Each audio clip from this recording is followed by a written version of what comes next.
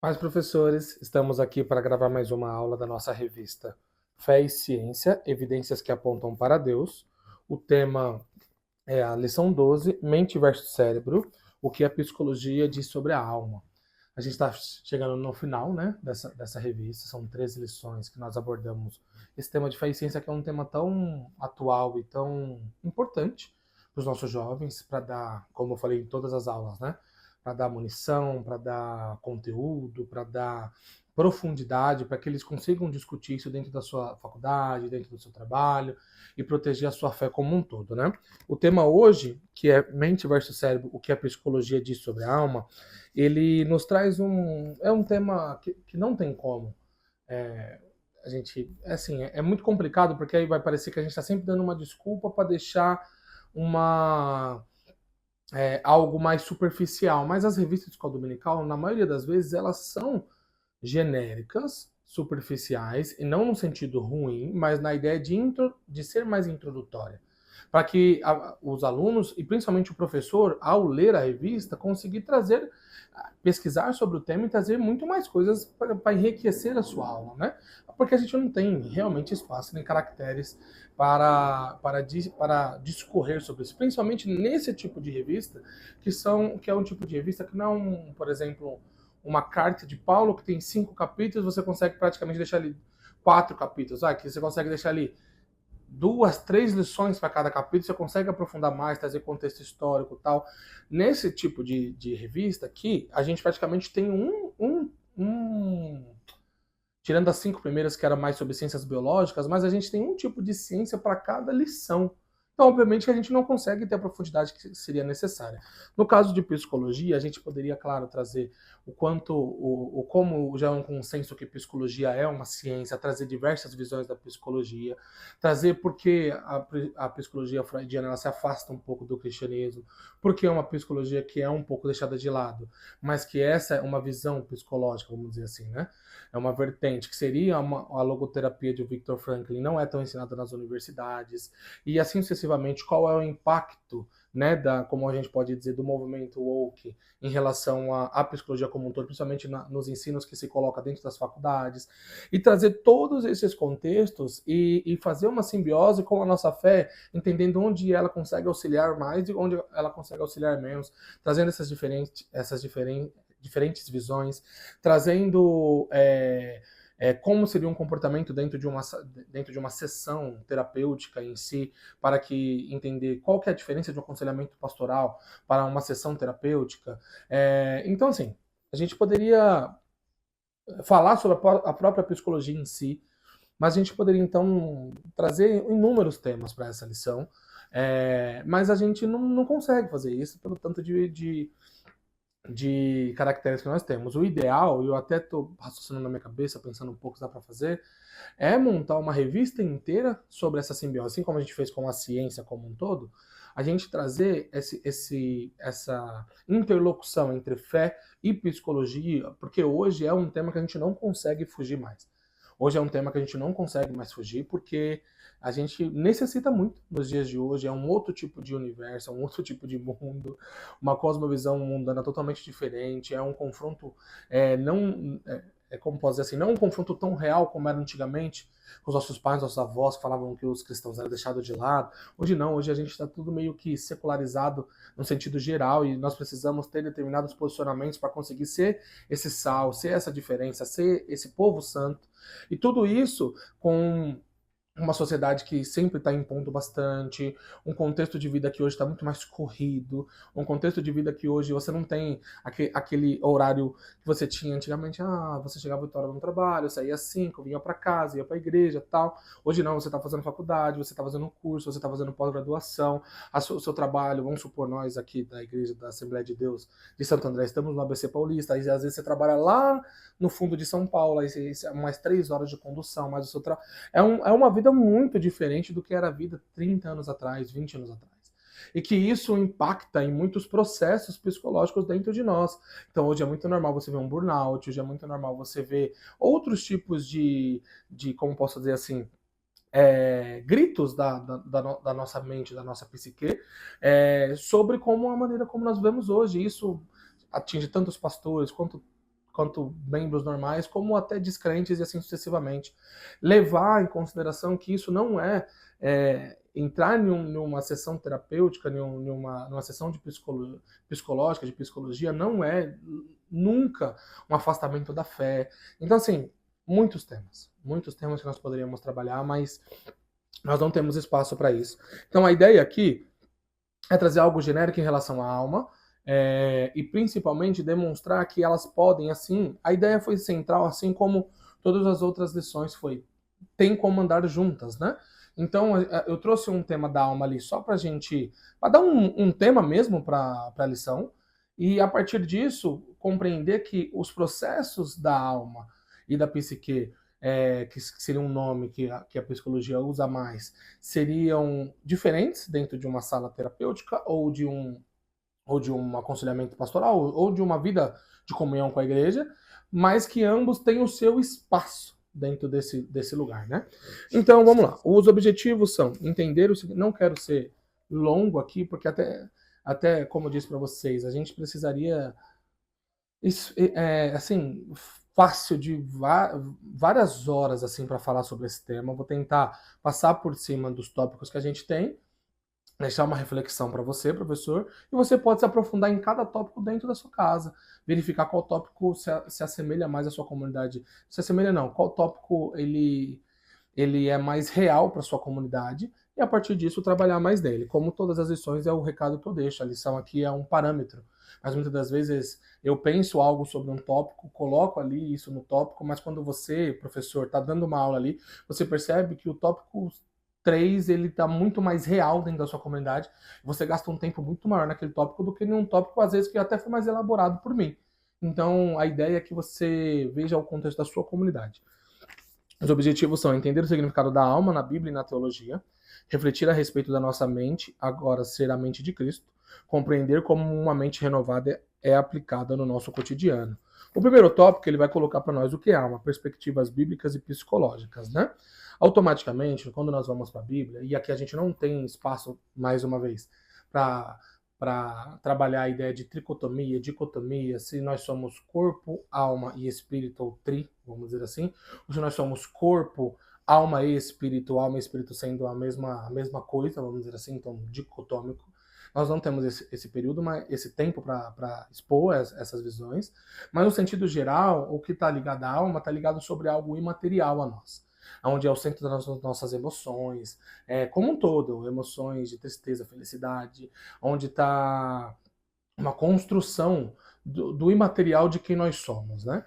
Obviamente que a Bíblia ela vai colocar alguns símbolos, né? Como o coração.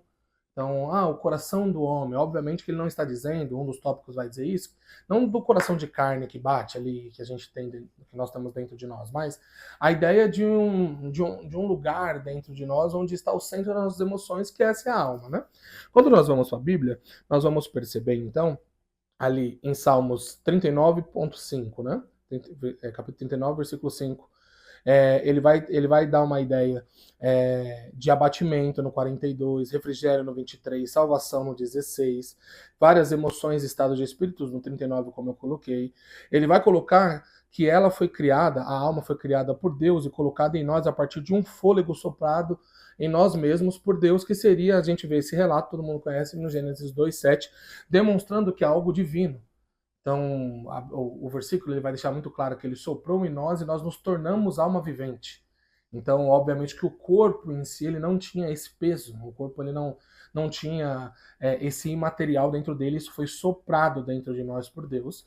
E aí já vem um contexto de quando a gente vai entrar na área psicológica, ela não vai trabalhar com uma ideia. Tudo bem que tem visões que sim, como eu falei no começo, mas no geral ela não vai trabalhar com uma ideia de um sopro divino, mas sim de algo imaterial dentro de nós, que seria a nossa psique, que seriam conjuntos construídos de acordo com biologia, genética e também do contexto onde nós crescemos e vivemos hoje.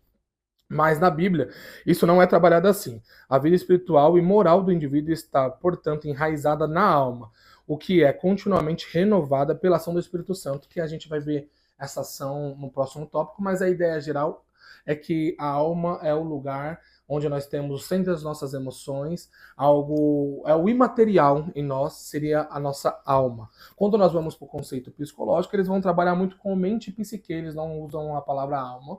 Quando nós vamos para Freud, né?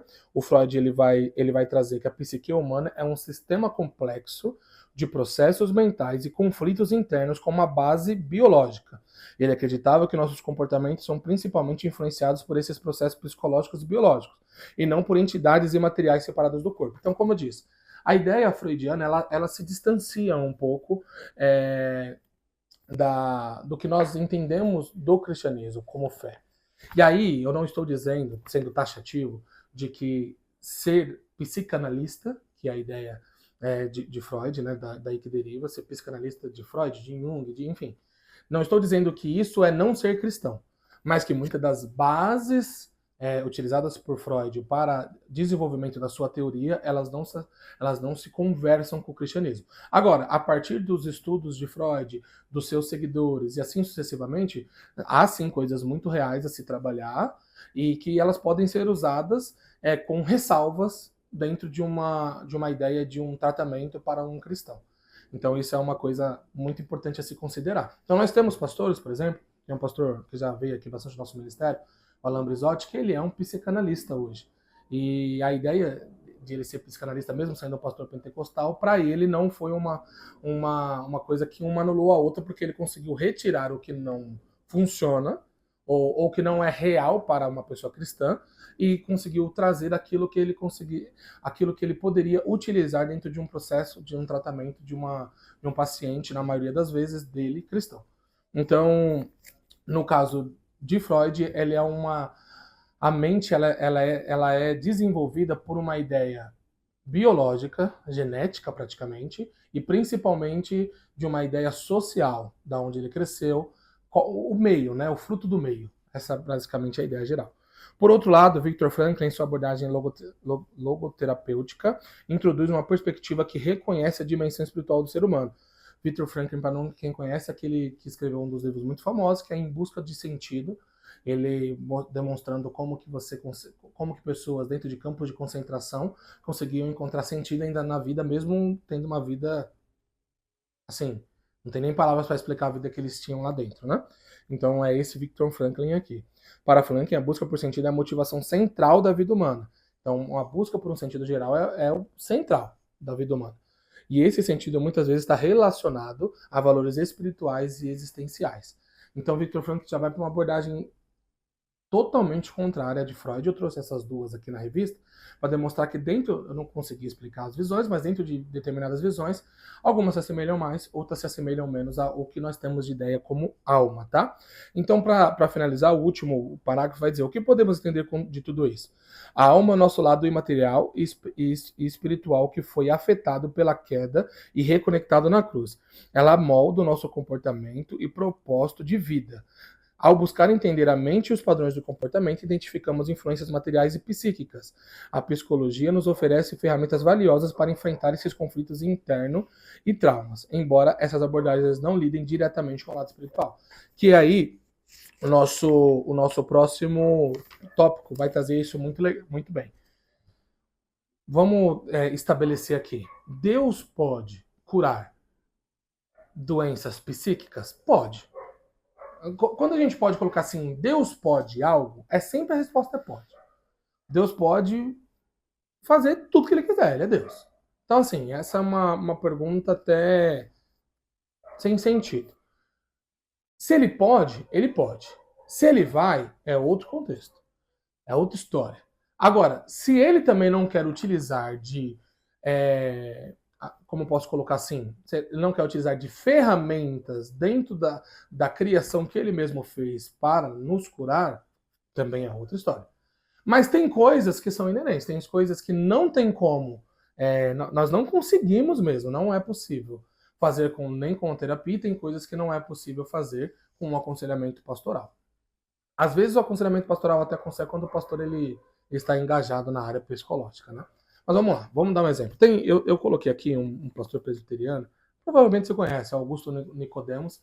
Eu estava vendo um relato dele, um testemunho, eu coloquei aqui na revista para a gente conseguir materializar mais a ideia. E ele é um pastor presbiteriano. Para nós que somos pentecostais, nós sabemos que a maneira como nós lidamos com, principalmente com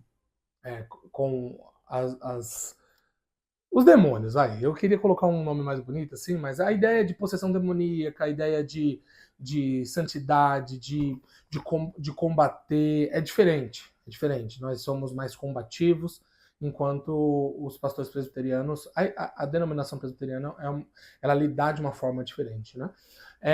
Mas demônio é demônio, Jesus é Jesus, Jesus é Jesus, e qualquer demônio que a gente fale com jejum e oração, conforme alguns a Bíblia coloca, em nome de Jesus, ele tem que sair. E ele foi chamado por uma igreja, ou por uma igreja não, por uma irmã, para expulsar um demônio de uma menina. Na verdade, por uma irmã não, um grupo de jovens trouxe uma menina para ele, dizendo que ela estava possuída pelo demônio. Ele falou, olha, eu não tenho muita essa experiência, eu nunca tinha tido a experiência de expulsar uma possessão demoníaca, alguém endemoniado, um demônio na vida de alguém, né? E ele falou, mas eu vou clamar o nome de Jesus. Trouxeram ela pro gabinete dele, 4 jovens segurando uma menina que o apelido dela era Grilo, de tão magrinha que ela era, e mesmo assim ninguém conseguia segurá-la, uma força descomunal. E aí, dentro disso, ele foi na menina, colocou as mãos, clamou em nome de Jesus, repreendeu ao nome de Jesus e o demônio foi embora. Foi uma experiência que ele teve, ele falou para a menina que para que isso não se tornasse corriqueiro na sua vida, ela precisava entregar a sua vida a Jesus.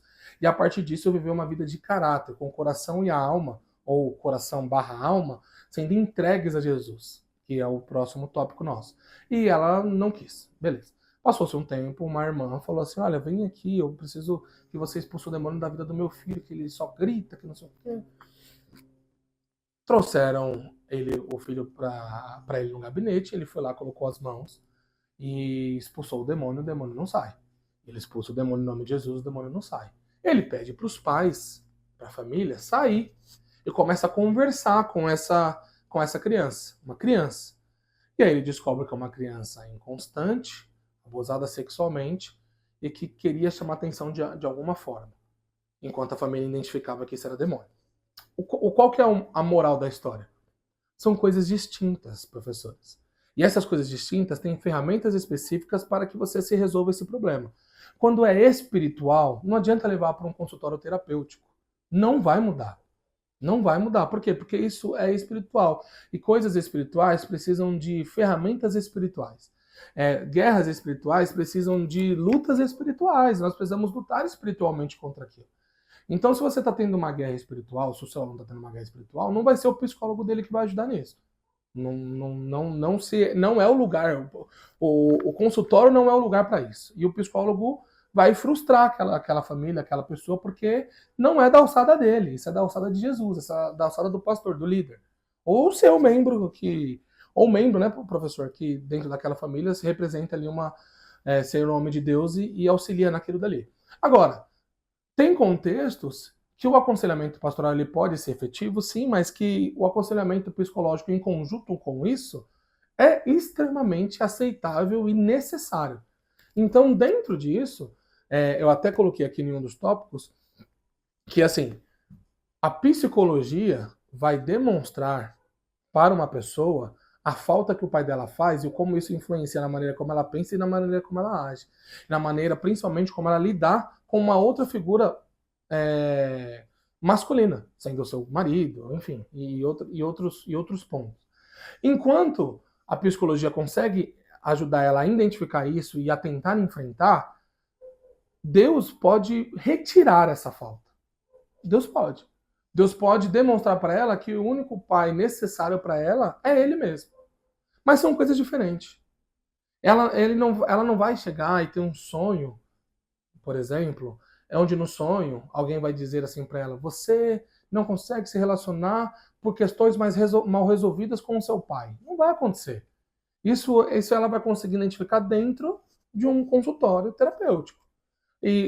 O tratamento em relação a isso é diferente.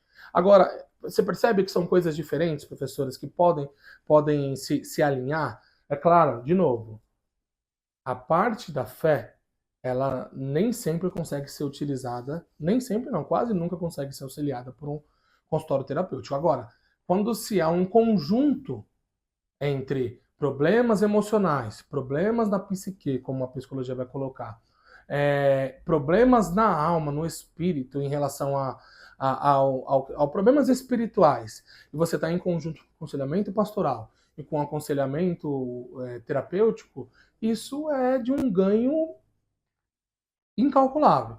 Então, para dar um exemplo básico, vamos supor se você tem uma pessoa que queira retirar a própria vida. Deus é mais. Mas quer retirar a própria vida dentro do seu círculo aí, professor. Se essa pessoa é acompanhada por você, professor, pelo pastor, trazendo conteúdos bíblicos, demonstrando como ela é importante, o que Jesus fez por ela, tal, em conjunto a isso, ela tem um auxílio de um psiquiatra numa medicação e de um psicólogo para entender o porquê ela chegou em uma posição como essa, o ganho desse trabalho como um todo é muito grande. Aí você pode perguntar, mas Deus pode chegar lá e pegar na depressão, retirar? Pode. Mas se ele não fizer, você vai deixar ela se matar? Então, tudo isso é um contexto para trazer a você que elas não são inimigas. Psicologia e fé não são inimigas, elas precisam andar juntas. E dentro dessa ideia de andar juntas, obviamente que tem funções que são de um lado e não são do outro. Mas quando são trabalhados em conjuntos, elas podem trazer coisas muito boas para nós. Os outros dois tópicos, eles vão trazer uma ideia bem diferente, né, em relação a uma coisa mais prática. A mente de Cristo pode transformar o poder transformador da renovação mental, né?